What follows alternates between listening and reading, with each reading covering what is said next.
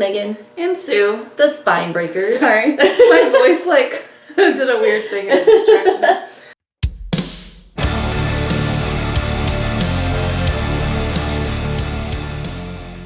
Hey, it's Megan. And Sue. The Spine Breakers. And today we are going to talk about our first completed challenge for If You Got It, Read It. Right? 2020, yeah. 2020. I was like, did I say our challenge right? Yes.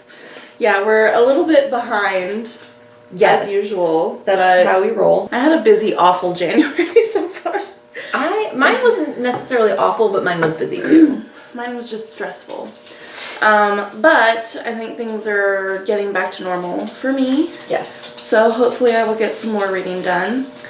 But, yeah, while we talk about the books we read, we're going to drink this Mountain Time lager from New Belgium.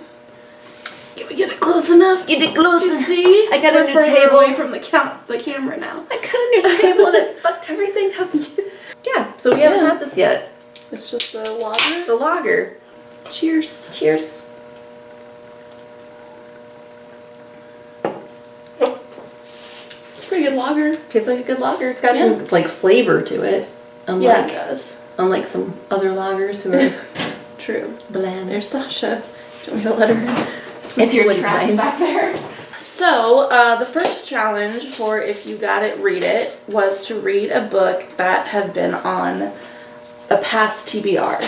Yes. And so for this challenge, I had chosen American Gods by Neil Gaiman because this has been on multiple of my TBRs in the past and I've never read it. So that was my pick. And I read The Midwich Cuckoos by John Wyndham because this was on, I think, at least 2 of my readathon TBRs last year, and I never got to it, but we did now it. I have. We did it. We both did it. Yay, we did it.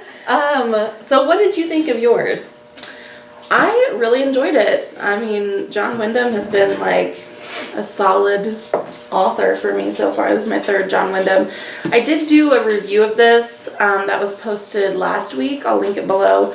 I did a review of this plus the 2 movie adaptations, which are called Village of the Damned. So you can check that out if you want to hear about the movies. But this is a classic sci-fi novel. It was published in the 50s about this village where suddenly and inexplicably everyone just falls unconscious.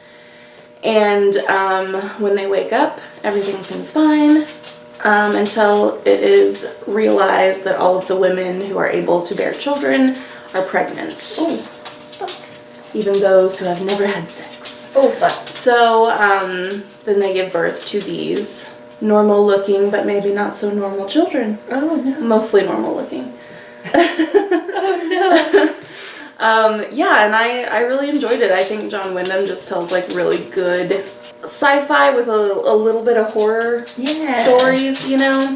Of the 3 books I've read of his so far, like the protagonists are always men, but there are prominent female characters in the stories, and I think that they're written pretty well. That's awesome, especially for the 50s. Yeah. So I really like that, and especially in this one, there's a moment where you kind of get a woman's perspective on how she feels about having a child in her that she didn't necessarily know how want it got there, right? and doesn't know, is, you know, kind of terrified, and also feels like, you know, some sort of incubator or host rather than, you know. And I thought that was like really insightful of him to like get that perspective of like how a woman might feel. I will say that I think the book probably would have been more interesting if it was from one of the women's perspectives. That's entirely. Yeah, that's super But overall, I really enjoyed it. I gave it 4 stars. Still, The Chrysalids is still my favorite John Wyndham. I don't know if it's just because it's the first one I read, or if it's because I did feel, I think, a little bit more connected to the characters in that one. Like this one, I really didn't have much connection to any of the characters. But in The Chrysalids, I feel like it did more. So American Gods, I feel like probably everyone knows what this is about. It's been around a long time. It's, you know, Neil Gaiman. It's Neil Gaiman. A lot of people really dig Neil Gaiman. I don't usually, and I say that with limited experience of Neil Gaiman because I read Coraline, and I liked Coraline, but that was for children. And then I tried to read The Ocean at the End of the Lane, and I couldn't. Really? No, I didn't care for See, it. I think for me, I've read, 4 of his books now? Actually, now I think my favorite is Neverwhere, which I listened to on audio. I don't know if that makes a difference, but I think that one's been my favorite, but Ocean at the End of the Lane is probably my second favorite. Really? Mm-hmm. I might give it another try, but like I just couldn't really, I just didn't care. Yeah. So I was very like meh about Neil Gaiman. But I'd heard such good things about American Gods that I was like, yeah, I really wanted to check it out. And so I went into it very apprehensive. And it's about, I don't want to spoil any, I mean, you guys probably already know. I don't, and I've read it. That book, that's one of the Neil Gaiman books I've read, and I remember liking it after I finished it. Mm-hmm. But now I could not tell you one thing about it. Like, it did not stick with me at all. Didn't hang with you? No.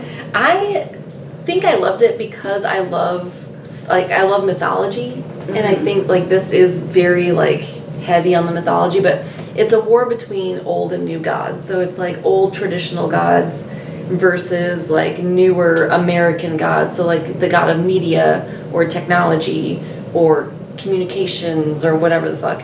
And so basically they're battling for attention because there's not enough worship to go around, they don't think. It turns out there's a whole twist in the end, and I'm not going to spoil it, but yeah, the whole premise is that the old gods are being forgotten because the people who brought them over to the new country, to America, are forgetting them and they're dead and their ancestors are worshiping these other things. I fucking love this, y'all. Like, I didn't think I was going to, but like, I was really fucking into it. Like, I really dug it. And I honestly think it's that whole like mythology piece, because I think mythology is really cool.